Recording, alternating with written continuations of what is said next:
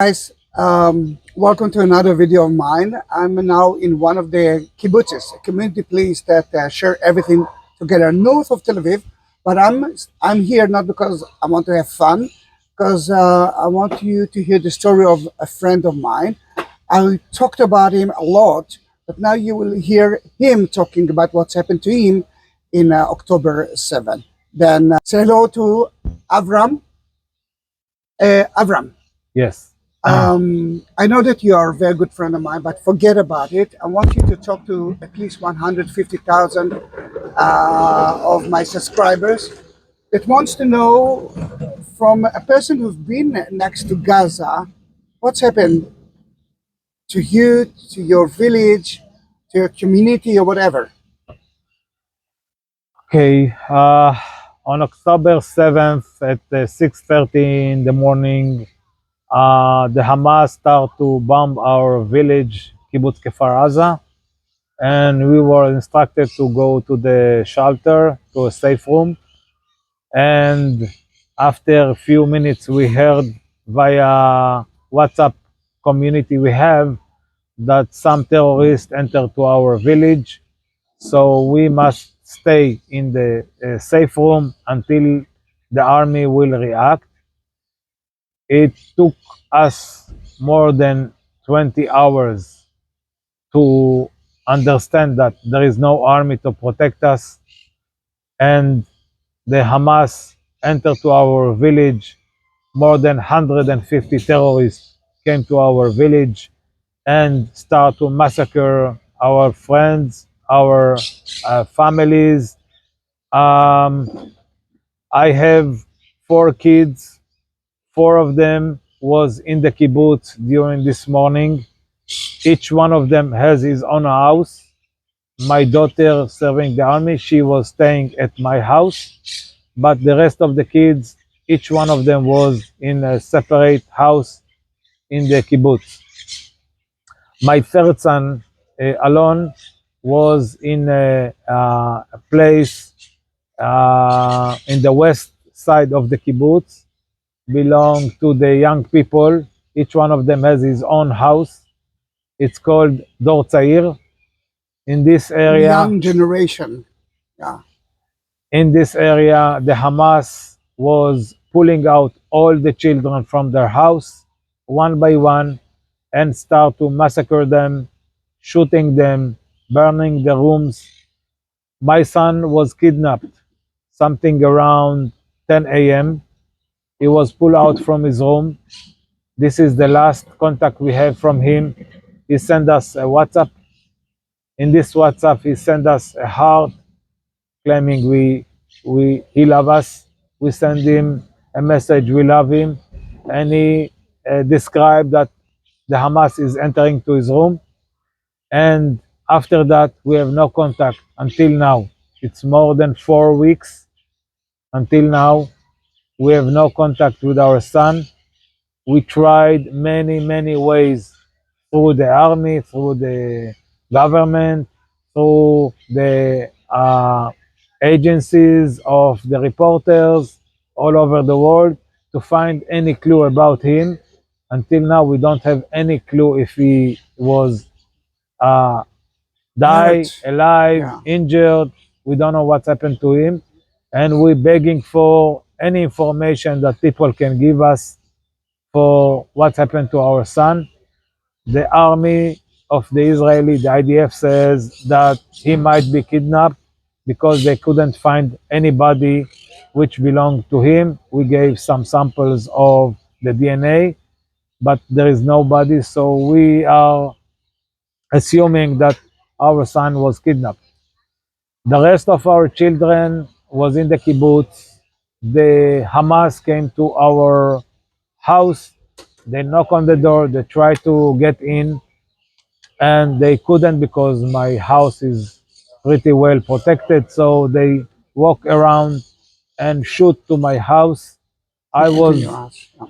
I was ready for them. I was armed with M16 and a commando knife, but they didn't enter to my house. They went to the next uh, uh, Next house. neighbors, Yeah. and start to massacre them.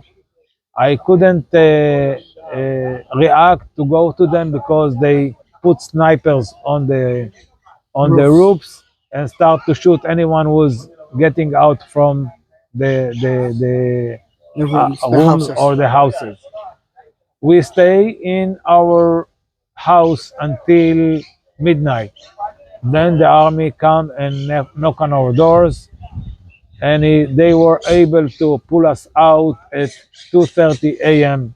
the day next. It was more than 20 hours. We were out. We were in our house waiting for the army to react.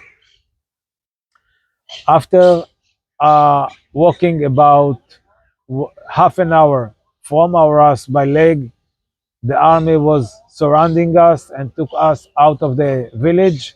And from there, we took a truck of the army and went to a safe place near the city Netivot. During that time, we tried to contact our son. Our second son was serving in a special troops that protecting the village. The Hamas, more than 150 of them, massacre all these troops, and my son was the between the few people who was staying alive and didn't injured. And after 30 hours, he was pulling out from the kibbutz, and now he's with us. My eldest son was staying in the safe room, something around 18 hours in the safe room until the army came and took him by special car protected from bullets. He and his family. He has a daughter and a wife pregnant, and they were pulled out from the kibbutz after 18 hours. Right now, we are staying here in Hotel Shefaim. Right now, we are in Hotel Shefaim. It's near Herzliya, Tel Aviv. Very close to the sea. It's a beautiful location. It's Yes. another kibbutz. Yes. All right. And we are about 400 people here, and our village is about almost 1,000 population, children, women, old people, young people. We have 62 people murdered in our village. More than 18 was kidnapped from the kibbutz, and more than 6 was injured, and they are with us or in the hospital. We are trying to organize our life here, so we put some volunteers and we are organizing the life here. So we'll have a Medicare, dentist, and stuff like Yeah, that. think about it. They went out without their clothes, without their money, without their nothing. I mean, glasses. I know that he's not wearing the new glasses. Then even his T-shirt is actually a donation. All my clothes is donation, includes my shoes, my pants Underwear as well. I as mean, well. think about it. It's Yeah. like they took them out of the house without anything in them. It was just like that. No one actually thought it's going to be like that. Then something to the, if you give donation site in We English, we have, so I will send it to you, and I will add it into the description of that video. Then Yes. people might help you a little bit financially. So we now collecting some money to help the murder families and the kidnap families. My son is also one of the Kidnap kidnap people who the one who've been kidnapped. people in Gaza. Did you hear about anything about it that United Nations came to tell you if he's alive, if he's alive? Well, no, but my son is also an Argentinian citizen.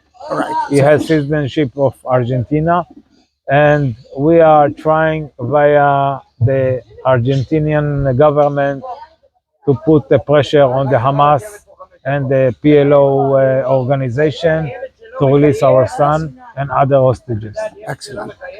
Avi, thank you very much. I hope that the next video will be together with your family, including Alon. Thank you very much. And I Thank hope you. that one day we will continue to smile. Thank Thank you, you Avi, very very much. Bye Thank bye. you.